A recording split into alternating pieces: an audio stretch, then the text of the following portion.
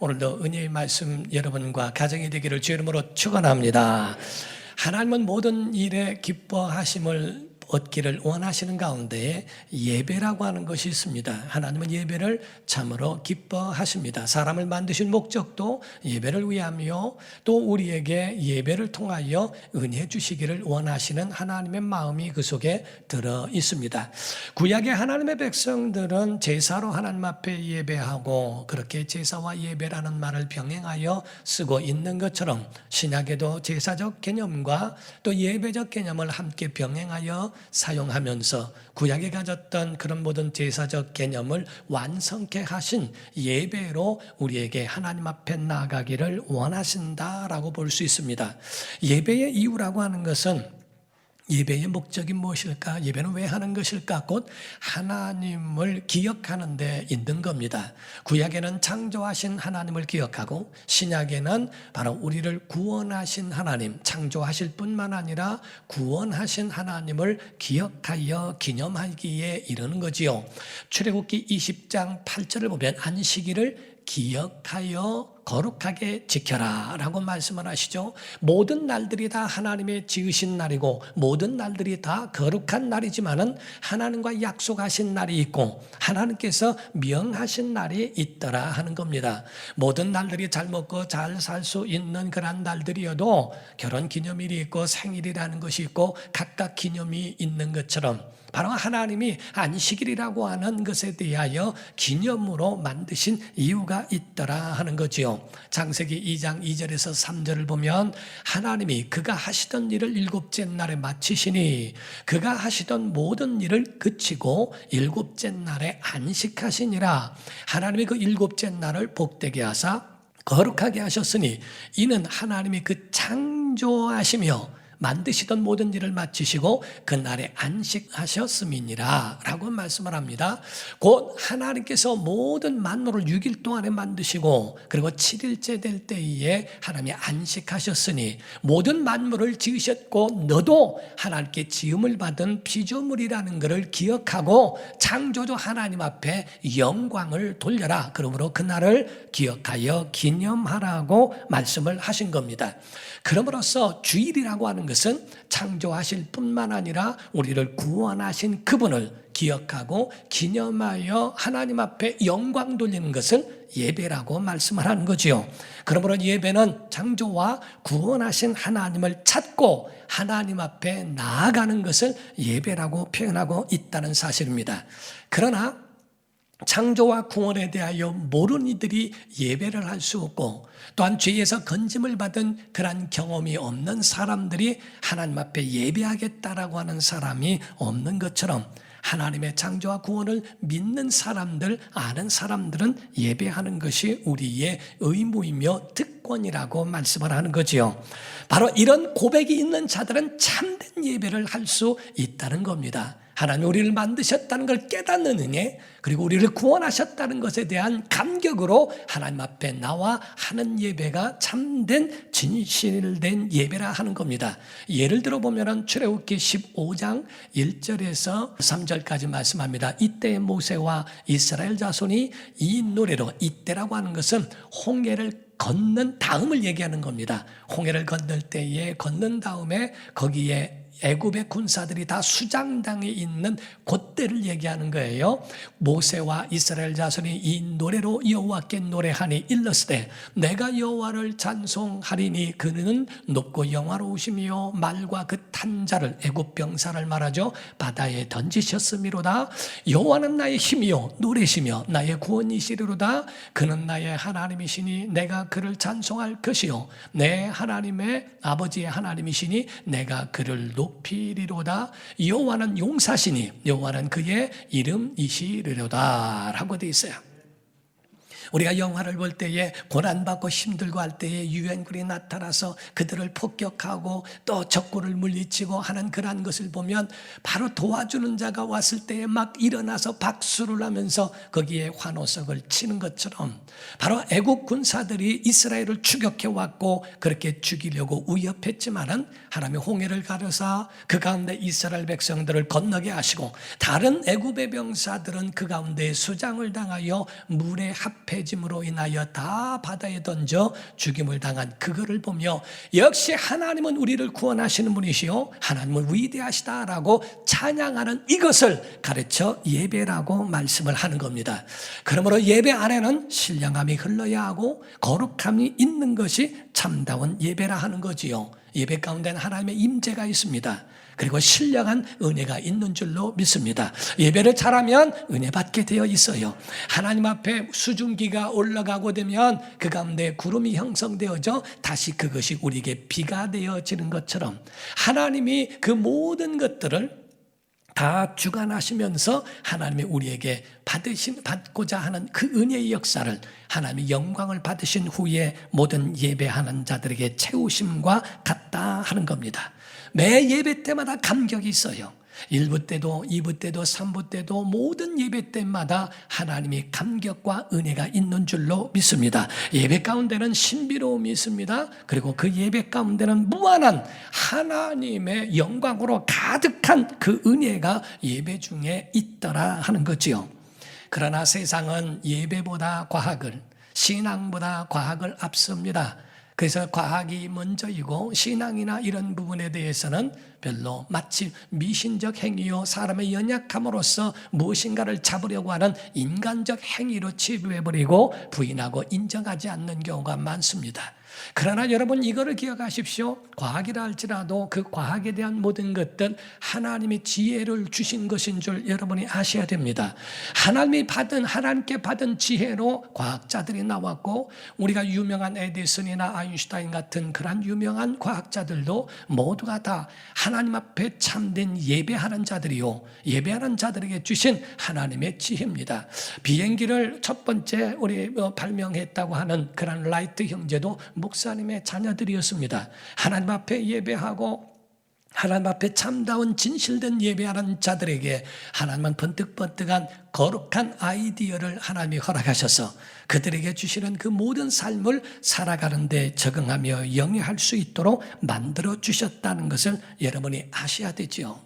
우리가 가뭄이 극심할 때였습니다. 그때 모든 모금을 하고 수천억 수백억을 들여서 양수기를 사게 하고 그리고 그런 농사하는 일에 다 공급시켜 줌으로써 가뭄을 극복하고자 하지만은 언론이나 이런 곳에서는 말하기를 그렇게 해도 턱도 없고 부족한 가운데 있다라고 하면서 극심한 가뭄이라고 이야기를 합니다.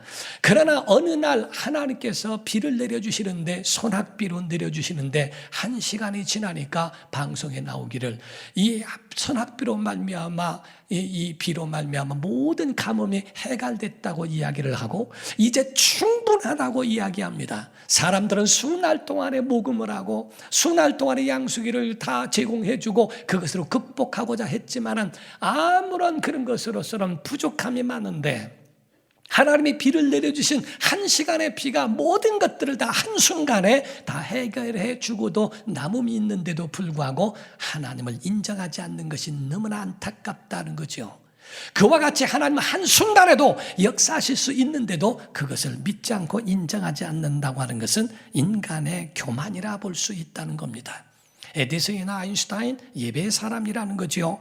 핸델이나 또 미켈란젤로 같은 사람 하나님을 의지하는 믿음의 사람들이었다고 이야기를 합니다. 음악과 미술이나 이런 모든 것들이 다 하나님이 주신 지혜와 아이디어에서부터 나온 것을 여러분이 아십니까? 특별히 핸델이라고 하는 사람은 마가복음을 좋아했다고 그래요. 그래서 마가복음을 좋아해서 그래서 마가복음을 많이 읽었다는 겁니다. 메시아 칸타타라고 하는 장엄한 그런 것을 만들어내고 하는 것도 하나님이 그에게 주신 지혜였다라고 고백하지 않습니까? 마가복음의 초점을 보게 되면 그 초점은 예수님의 고난에 집중되어 있고 그리고 인류를 구원하시려고 이 땅에 오셔서 죽임을 당하시고 부활하신 십자가의 죽음과 부활에 대하여 예수 그리스도를 말씀하고 있다는 사실이지요. 믿음의 사람들이 만들어내는 음악이나 미술이나 그런 예술적인 작품들 모두가 다 하나님을 향한 감격과 그 은혜를 음악으로 또한 미술로 이런 것들로 표현한 예술품들이 굉장히 많다 하는 겁니다.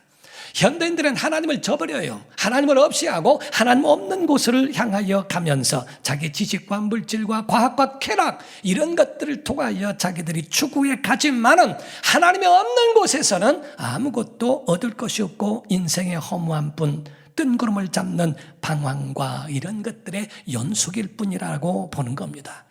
괴테가 쓴 것에 대하여 보면은 그 작품 가운데 파우스트라고 하는 작품이 있는데, 그 사람은 거기에 주인공은 허무함을 느낍니다. 인생의 의미를 찾고자 하지만 찾지를 못하고 허무와 허탈감에 빠져 결국에는 자기 목숨을 버리려고 결단하기에 이르게 됩니다.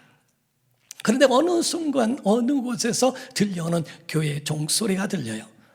교회의 종소리를 들으면서 그 가운데에 정말 그 마음속에 움직이기 시작합니다. 하나님은 하나님과 연결되어 있는 그런 모든 것들을 다 사용하신다는 걸 아십니까? 교회의 종소리도 그 심령을 울리는 영적입니다. 그 마음속에 정말 울려주는 감동이 그 속에 있거든요. 그러더니 그 속에서 찬송 소리가 나는데 사셨네 사셨네 예수 다시 사셨네 라는 찬송을 듣고 완전히 그가 변화됩니다. 예배를 참석하고 그 가운데에 완전히 하나님 앞에 무너지는 자기의 마음과 방황을 그쳐버리는 그 이야기를, 바로 간증하는 이야기들을 듣게 됩니다. 하나님의 쓰시는 도구들, 영혼을 깨우고 하나님 앞으로 나오라고 부르시는 그 부르심들이 그 가운데에 많은 예배와 그러한 도구들을 통하여 우리에게 부르고 계시다 하는 거죠. 피조물은 하나님께로 나아가야 삽니다. 어디로 나아갈까? 하나님께로 나와야 하고, 무엇을 해야 하는가? 참된 예배자가 되어야 할 줄로 믿습니다. 하나님을 의지하는 자들에게는 하나님의 은혜 주시고, 아멘, 생명 주시고, 아멘, 갈 길을 인도해 주실 줄 믿습니다. 이게 바로 우리의 믿음의 고백이라 이 말이에요. 방황하지 않습니다. 그 가운데에 하나님의 은혜 가운데 들어온 자들에 대하여서는 하나님이 그 갈 길을 인도해 주신다는 거죠. 싱가포르에 가게 되면요, 유명한 곳이 두 군데가 또 있다고 이야기합니다. 물론 많은 곳들이 있겠지만은 두 군데가 있는데, 하나는 물고기 수족관 있는 그곳이라고 그래요. 거기는 수천 마리의 그런 이란 물고기들이 있어서 그 가운데 있게 되면 내가 바다 안에 있는지 어디 있는지 이렇게 착각할 정도로 그렇게 많은 물고기들이 움직이는 그것을, 장엄한 것을 보는 그곳이 하나 있다고 그래요. 두 번째는 새 공원이라고 이야기를 하는데, 새 공원에 가면 다른 쪽에서는 보면, 다른 나라에서는 거의 그물을 쳐놓고 그리고서 새가 날아가지 못하도록 그를 막고 이렇게 하고 새장 안에 가두고 큰 그물을 두고 그렇게 하는데, 거기는 새 공원에 수만 마리의 그런 그 새들이 있어도 그물을 치지 않는데요. 그런데도 도망가지를 못하고 그 가운데 다 거기에 어우러져 있는 것을 본다는 겁니다. 너무 신기해서, 아니 훈련된 것도 아니고 그런데 어떻게 이 새들이 그럴 수 있을까라고 생각했는데, 알고 보니까 거기에 꼬리털을 뽑아서 그렇답니다. 거기에 있는 새들의 꼬리털을 뽑은 새들이라고 그래요. 지금은 어떤지 모르겠습니다만 그렇게 꼬리털을 뽑아버리면 이 방향 감각을 잃어버린대요. 옆쪽 날개는 있어서 날아가긴 하는데 방향을 잡지를 못한대요. 그래서 아무리 날아가도 갔다가 떨어지고 갔다가 떨어지고 그 가운데에 그 범위를 벗어나지 못하게 되는, 그것은 꼬리털을 뽑아서 그렇다는 이야기를 합니다. 오늘날 현대인들, 오늘날 사람들은 싱가포르의 새들 마냥 꼬리털 뽑혀가지고 마귀에게 뽑혀서 더 이상 죄에서 벗어나지 못하고, 마귀에서 벗어나지 못하고, 그 가운데에 그런 유혹에서 벗어나지 못하는 이들이 얼마나 많이 있는가. 그래서 방황한다는 거죠. 왜 방황하는가? 하나님 앞에 나오지 않으면 방황할 수밖에 없다는 겁니다. 여러분, 영혼이 살려면 하나님께 나와야 합니다.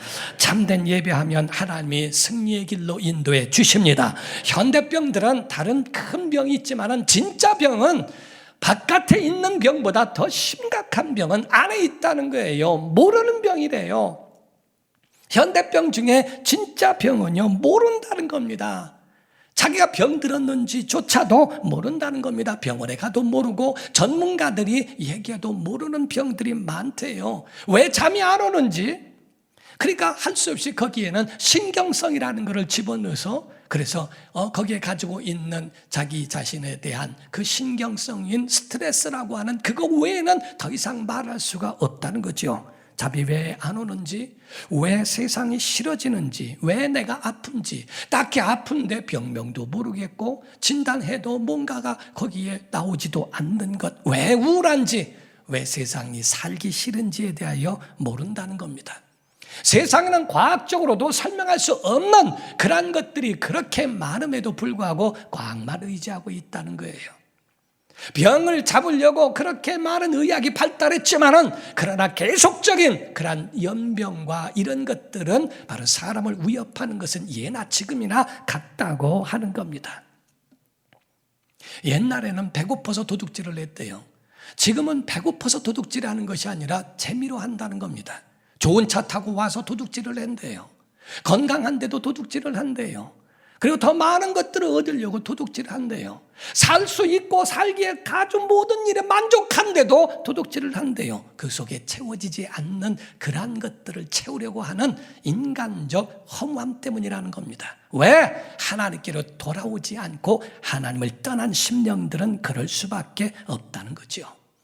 하나님께로 돌아오면 회복이 됩니다. 하나님께로 돌아오면 하나님이 그와 같이 다시 얻을 수 있도록 은혜를 베풀어 주십니다. 성경의 누가복음 15장에 있는 말씀처럼 탕자가 아버지를 떠나니 피폐하고 아버지를 떠나니까 완전히 굶어 죽을 지경까지 이르게 되지요. 영적인 고갈과 육적인 고갈이 그 속에 다 같이 있게 되었다는 거지요. 그가 마음속에 내가 돌아가리라 하고 말하더니 결국엔 그가 아버지께로 돌아오니 반지를 껴주고 신발을 신겨주고 옷을 입혀주고 그를 위하여 송아지를 잡고 잔치를 벌이면서 그에 대하여 그가 생각했던 것보다 더 어마어마한 회복과 그런 혜택을 얻을 수 있는 것처럼 성경의 예배라고 하는 건 하나님께로 돌아오는 거거든요. 돌아오면 회복되게 되어 있다라고 하는 것을 우리에게 보여주는 겁니다. 예배는 하나님께 나오는 겁니다. 예배는 한다라고 하는 포함 안에는 하나님께로 나오는 거예요. 집에 있는 게 아니라 하나님께로 틈만 있으면 나오는 겁니다. 지금은 어쩔 수 없는 상황이 있어서 그래서 다 나올 수 없는 것이 안타깝고 유감이지만은 그러나 진정한 예배는 하나님께로 나오는 겁니다. 나오는 겁니다.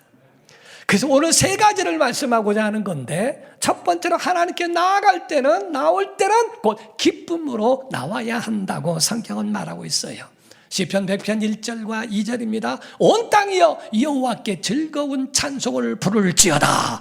기쁨으로 여호와를 섬기며 노래하면서 그의 앞에 나아갈지어다. 예배는 하나님 앞에 나아가는 겁니다. 예배는 나오는 거예요. 하나님 앞에 기쁨으로 하나님 앞에 은혜의 찬양을 부르며 하나님 앞에 나오는 예배. 오늘 이 예배가 오늘 기쁨 있는 예배 되기를 주 이름으로 축원합니다. 우리가 신앙생활 하더라도요 우리 마음속에 평안이 없고 기쁨이 없는 건 예배 성공을 못한 경우도 될 수 있어요. 하나님 앞에 나오면 하나님이 기본적 은혜를 주시는데 첫 번째가 평안이에요. 오늘 평안하시면 아멘 하십시오. 하나님 앞에 나온 심령들이 평안이 없다면 여러분 아직도 주님과의 만남이 부족한 겁니다. 온전치 않은 겁니다. 그리고 예배 끝난 다음에 돌아갈 때 여러분 심령 안에 기쁨이 있다면 예배의 성공자가 됐지만은 만약에 여러분 속에 기쁨이 없다면 하나님의 예배를 안 받으셨을 수도 있어요. 성경에 하나님이 예배를 안 받으실 수도 있는가? 성경은 말씀하기를 하나님이 가인과 그의 제물은 받지 않았대요. 아벨과 그의 제물은 하나님이 받으셨대요. 하나님이 똑같은 예배를 하더라도 하나님이 받으시는 예배가 있고 하나님이 받지 아니하시는 예배도 있다는 거지요. 똑같은 예배에 그러한 장소에 있다 할지라도 하나님 앞에 참된 예배로 인하여 성공하는 사람이 있는가 하면 전혀 하나님과 관계없이 가는 사람도 있다는 거죠. 오늘 찬양하며 기쁨으로 하나님 앞에 나와 예배하는 성도가 되기를 주 이름으로 축원합니다. 두 번째 나아가는 그 마음속에는 감사함으로 나아가기를 주 이름으로 축원합니다. 예배는 하나님 앞에 감사함으로 나가는 겁니다. 시편 100편 4절에 보게 되면 감사함으로 그의 문에 들어가며 찬송함으로 그의 궁정에 들어가서 그에게 감사하며 그의 이름을 송축할지어다 라고 되어 있어요. 만 가지가 은혜예요. 만 가지가 감사예요. 하나님이 우리를 만들어 주신 것도 감사하고, 구원해 주신 것도 감사하고, 천국 주신 것도 감사하고, 오늘 예배하는 것도 감사한 줄로 믿습니다. 우리가 건강하여 하나님 앞에 나와 예배할 수 있다는 것도 얼마나 은혜인가. 모든 것이 다 우리 속에 감사. 감사함으로 물에 들어가고 찬송하면서 그 궁정에 들어가듯 하나님의 성소에 들어갈 때는 감사와 찬양이 그 속에 그 이름을 높여 드리는 그러한 믿음의 예배가 있더라 하는 거죠. 예배는 하나님과의 만남입니다. 우리가 일방적으로 하는 게 아닙니다. 만남이라고 하는 것은 누구 하나만 빠져도 만남이라고 말할 수 없죠. 만남은 서로가 이어져야 만남이라고 할 수 있습니다. 그러므로 예배의 의식 가운데는 원래는 첫 번째가 예배 가운데에 성도가 먼저 와서 기다리고, 두 번째로 목회자와 그리고 예배의 찬양대와 그리고 예배 위원들이 입장하는 것이 있고요. 세 번째는 그 찬양 가운데 입장할 때에 모두가 다 일어나 하나님 앞에 나옴이 있고 그걸 예배의 부름이라고 말합니다. 그 다음에는 바로 하나님의 임재하심, 하나님의 임재하심과 그 영광이 예배 가운데 가득해야 한다고 하는 거죠. 바로 하나님의 임재가 있는 것이 예배인 줄로 믿습니다. 세상의 모임이라고 하는, 원래 교회란 말을 에클레시아란 말을 쓰거든요. 에클레시아란 말은 모임이란 말입니다. 조합, 모임 이런 뜻입니다. 근데 이 에클레시아라는 말을 세상이 그 용어를 쓰지 않는 게 은혜라는 거예요. 그들도 모임이다, 우리도 조합이다, 우리도 에클레시아라 이렇게 얘기하게 되면 참 복잡해질 수도 있어요. 교회만 쓴다는 게 은혜죠. 이 모임이라는 건 거룩한 예배란 뜻입니다. 거룩한 모임이란 말입니다. 에클레시아라고 하는 그 자체는 바로 하나님의 임재가 있는 모임을 말합니다. 작든 많든 성도가 있든 없든 간에 예배하는 교회 가운데 하나님의 영광이 있는 줄로 믿으셔야 된다. 그런데 많은 사람들이 모이면 그것에 압도되어져 버리고, 사람만 모여 있는 가운데 하나님의 영광이 없는데도 그 가운데에 압도되어지고 와 어마어마하다고 그 가운데 굴복하는 사람도 없지 않아 있는 것을 보는 것, 정말 너무나 속이 상하고 안타까울 때가 없지 않아요. 사람에 모여있는 모임과 교회가 다른 것은 하나님의 임재가 틀리다는 거예요. 하나님과의 만남이라고 하는 것을 가르쳐 이야기하고 있죠. 그때 얼마나 그 속에 감격과 감동이 그 속에 있을 수 있는가. 연애할 때의 그 설레임이라는 것이 있어야 한다는 거예요. 정말 제가 학창시절에요, 저는 운동선수였습니다. 그 전지훈련을 가게 되면, 먼 데를 가게 되면 거기서 교회가 찾아가기가 어려운 데가 있었어요. 약 한 달 정도를 그런 것 같아요. 한 주, 두 주 지날 때, 주일이 지나는데 너무 마음이, 아주 그 마음속에 너무 우울한 겁니다. 하나님 앞에 나아가는 그 믿음에 대하여 한 번도 고민해 본 일이 없는데 예배당이 없는 그곳에서 하려니까 너무 마음이 그런 거예요. 한 달 만에 돌아왔는데요, 정말 주일에 맞이하여 예배하기 위해서 성경책을 가방을 들고 교회 안에 들어서는데요, 문을 연 순간서부터 이런 은혜가 얼마나 큰 은혜인가 이부터 시작해서 앉아서 찬양, 말씀, 찬양대 모든 축도 끝날 때까지 계속 울면서 예배한 적이 있습니다. 정말 하나님의 이와 같이 예배 가운데 나를 초청해 주셨고 예배 가운데 내가 함께하는 사람이 됐다고 하는 그 은혜가 너무 감사해서, 예배는 하나만 은혜 받는 게 아닙니다. 예배 시작부터 마지막까지 모든 순서가 기다려져야 된다 이거예요.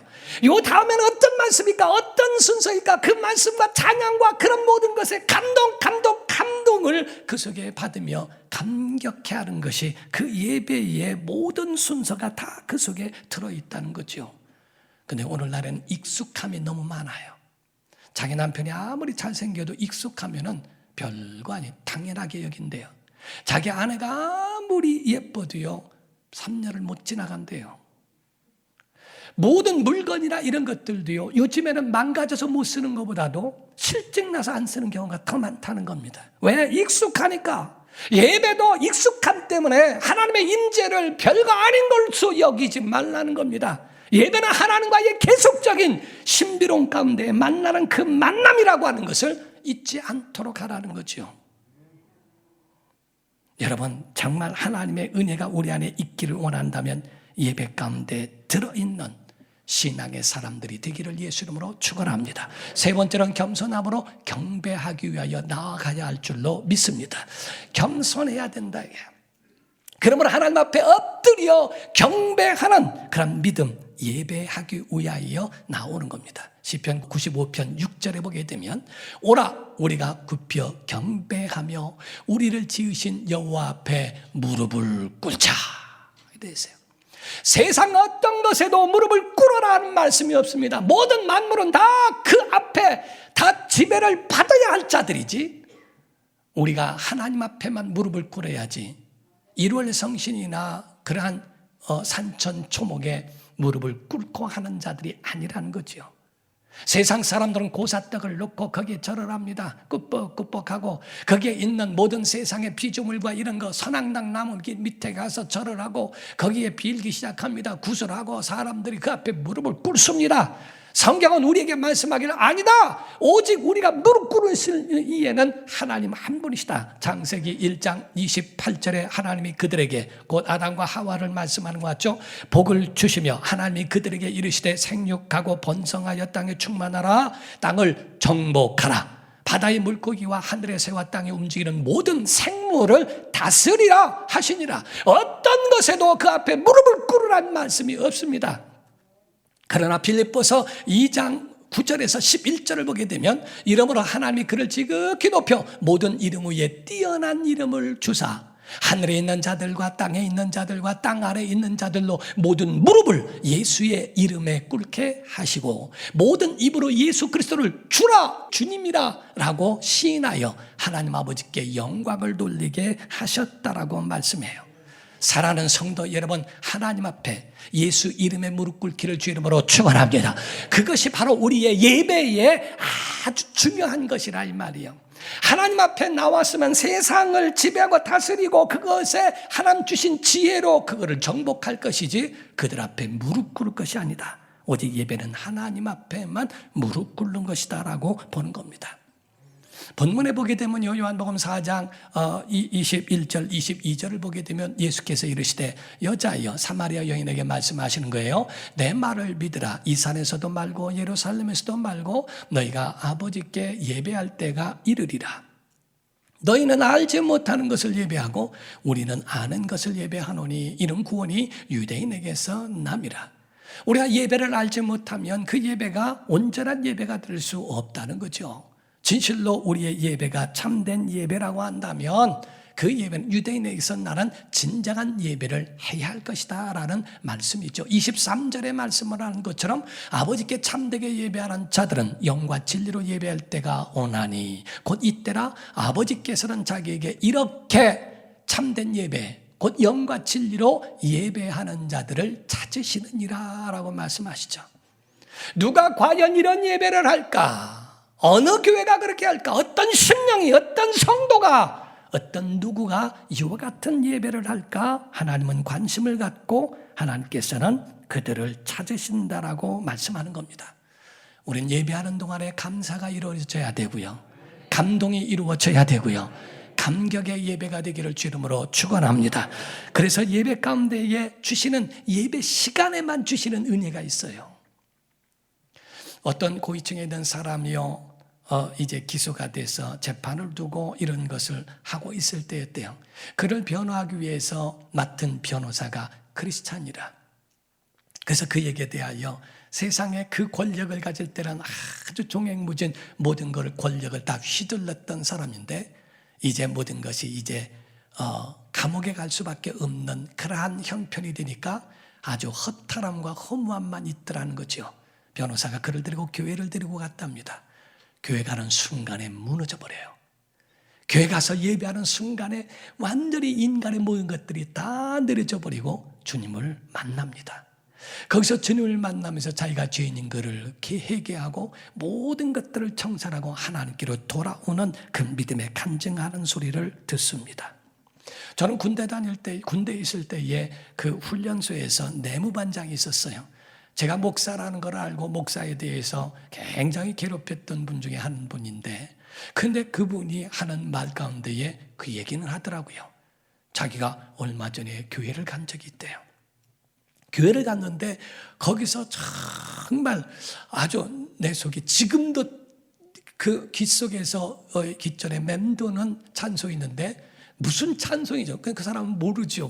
뭔지. 무슨 찬송인지는 제목은 모르겠는데, 예루살렘, 예루살렘 하는데 그거라고. 저한테 그 얘기를 하더라고요. 근데 그 예루살렘인데 예루살렘이 뭐냐고 나한테 묻더라고요. 그렇게 말하면서 하는 그 찬송 소리가 자기 마음속에 교회에 대하여 정말 남아있다라고 마지막에 이야기하는 간증을 들어봤습니다. 사랑하는 성도 여러분, 교회 오게 되면 말씀은 씨와 같아서 뿌려지면 만 가지의 열매를 맺는 줄로 믿습니다. 하나님이 하신다 이 말이야. 사람이 하는 게 아니라 하나님이 하신다 이야. 역사는 그분이 하신다 이 말이야. 우리가 주 앞에 내놓으면 하나님이 그에 대하여 되게 하시고 움직이게 하신 건 그분이 하신다는 것을 말씀하는 겁니다. 하나님 앞에 나와서도 감격이 없는 사람, 세상 어떤 걸 보더라도 순간적 감동과 이것일 뿐이지 그의 심령을 바꾸놓지는 않습니다. 그러나 하나님 앞에 감동될 줄 아는 사람, 우리가 하나님 앞에 나와 그분의 은혜를 구하면 하나님께서 되게 하신다 이 말이에요. 그것이 그러니까 우리가 하려고 하는 것이 있지만은 그분이 되게 하시지 않으면 아무것도 할 수가 없습니다. 하나님께 열리면 세상 것도 열리게 되어 있어요. 오늘도 예배 가운데 하나님 앞에 나와 그 은혜로 사는 성도가 되기를 예수 이름으로 축원합니다. 주일에는 하나님이 원치 않는 곳에 가려고 하지 말아야 돼요. 주일에는 하나님의 전에 나오는 게 믿음이에요. 그게 믿음이에요. 어떤 고위공직자, 오래전 얘기입니다. 고위공직자로 있었던 분이 있대요. 그 부인이 은혜를 받았는 기라. 그래서 그 부인이 은혜를 받아서 교회를 나가는데 남편한테 가자고 가자해서, 그래서 남편도 교회를 오고 가고 하면서 한 1년을 흘렀던 모양이에요. 그렇게 하다가 있는데 그 남편은 부인 때문에 교회를 온 거고, 부인은 예배를 사모해서 교회를 나오는데 어느 날 이 고위공직자 몇 사람이 서해안으로 낚시를 하러 가기로 약속을 했대요. 그게 주일날이었대요. 그래서 주일날 낚시하러 간다는 이야기를 듣고 부인이 아주 유난떱니다. 여보, 나를 위해서 교회 가면 안 돼? 여보, 나를 위해서 교회 가서 같이, 오늘 또 세례가 장로교회니까 세례 받는 날인데 나하고 함께 세례 받읍시다 하면서 계속 하니까 부인은 사랑하는 마음도 있고 그 마음속에 그러지 뭐. 그래서 자기의 동료들에게 연락을 해서 나 오늘 못 가니까 당신들끼리 다녀오라고. 부인 따라서 교회에 와서 예배를 했답니다. 예배를 하고 끝났는데 나중에 얘기 들어보니까 낚시 가서 그분들이 다 죽었어요. 거기서 살아난 사람은 예배하기 위하여 온 사람만 살았어요. 나머지는 거기 가서 그의 갑자기 불어오는 바람과 이런 것으로 그냥 쓸려 다 죽었다는 겁니다. 정말 예배가 자기를 살렸다고 하는 것에 아주 소름이 끼치더라는 거죠. 사랑하는 성도 여러분, 우리의 삶 속에 정말 주일에 하나님 앞에 나오지 아니하고 내가 원하는 길로 가는 그 길은 별로 하나님이 기뻐하지 않습니다. 오늘 예배의 자리에 나오는 성도 여러분을 축복합니다. 하나님이 복 주실 줄로 믿습니다. 자, 예배 가운데 나오려면 우리가 준비해야 될 4가지가 있어요. 첫 번째, 마음을 준비해야 됩니다. 여러분 마음에 주일이 있어야 돼요. 주일은 세상과 나랑 간 곳 없고 구속한 주님만 보여야 돼요. 주일에는 딱 하나님과의 만남의 시간으로 정해 놓으시기를 주 이름으로 축원합니다. 두 번째가 옷을 준비해야 돼요. 옷. 여러분 예복이라고 말합니다. 먹는 건 나를 위하여 먹지만 옷은 남을 위하여 입는다라고 말하는 것처럼 우리가 정말 예복이라고 하는 하나님 앞에 나아가는 예배 때에 입는 옷을 만드는 것이 좋습니다. 그건 바로 하나님께 대한 예의와 같고 하나님께 대한 믿음의 행위예요. 세 번째는 몸을 준비하라 라고 이야기합니다. 그 전날 너무 TV 보고 그 전날 너무 피곤하게 해서 주일날 예배에 지장이 있게 하지 마라. 올 때에 손을 씻고 기왕이면 목욕도 할 수 있다면 하고 샤워를 할 수 있으면 하면서 예배를 준비하여 몸을 정결하게 하라. 마지막 네 번째입니다. 네 번째는 물질을 준비하라는 거죠. 물질은 하나님 앞에 드려지는 예물이라는 겁니다. 그래서 하나님 앞에 드려지는 믿음의 그러한 것으로 나오는 거죠. 온라인으로 예배하면서 영상으로 예배하면서 나오지 않으니까 물질도 그냥 드리지도 않고 하는 것이 편하다라고 여기지는 않습니까? 하나님 앞에 나오는 사람들은 물질로 주 앞에 나와 드리는 것도 예배의 한 부분이라 하는 거죠. 가난한 과부가 2렙돈으로 하나님 앞에 드렸던 것처럼 시편 96편 4절에서 8절을 보면 여호와는 위대하시니 지극히 찬양할 것이요 모든 신들보다 경외할 것이며 만국의 모든 신들은 우상들이지만 여호와께서는 하늘을 지으셨음이로다. 존귀와 우염이 그의 앞에 있으며 능력과 아름다움이 그의 성소에 있도다. 아멘. 만국의 족속들아 영광과 권능을 여호와께 돌릴지어다. 여호와께 돌릴지어다. 여호와의 이름에 합당한 영광을 그에게 돌릴지어다. 예물을 들고 그의 궁정에 들어갈지어다 라고 되어 있어요. 하나님 앞에 합당한 예배라면 너희가 예물을 들고 하나님 앞에 작은 것이라도 드려 하나님 앞에 너희 자신을 보여야 한다고 말씀합니다. 여러분, 세상에 어떤 우상이 하늘을 지은 자가 있습니까? 하나님 한 분만이 하늘을 지으시고 모든 만물을 지으셨대요. 시편 100편 우리 3절을 보면 말씀합니다. 여호와가 우리 하나님이신 줄 너희는 알지어다. 그는 우리를 지으신 이요. 아멘. 우리는 그의 것이니. 아멘. 그의 백성이요. 아멘. 그의 기르시는 양이로다 라고 되어 있어요. 그분이 우리의 목자가 되셔서 우리의 삶을 인도해 주실 것을 기억하고 오늘도 일평생 예배 자리에 나오는 성도가 되기를 예수 이름으로 축원합니다. 기도하겠습니다. 이 차례 다 같이 통성으로 기도할 때 예배를 위하여 나오는 자가 되어야 됩니다.